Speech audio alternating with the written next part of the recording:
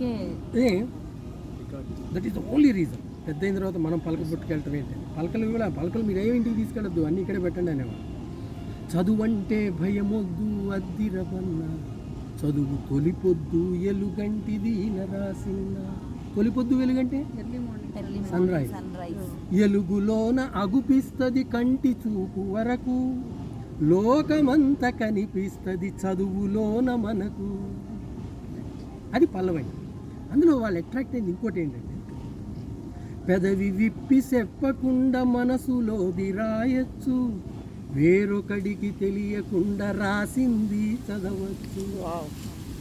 కనికట్టు అది కాదు అద్దిరబన్న, అది చదువులోన సులువు ఇది నరాసిన్న.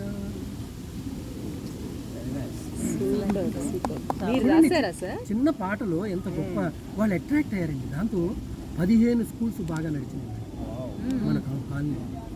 మన టీచర్లు కూడా పాపం వాళ్ళు రాకపోయినా ఆల్టర్నేటివ్ అరేంజ్మెంట్స్ మన పిల్లలతోనే చేయించారు. వాళ్ళు రాని రోజున మన పిల్లలు మన స్కూల్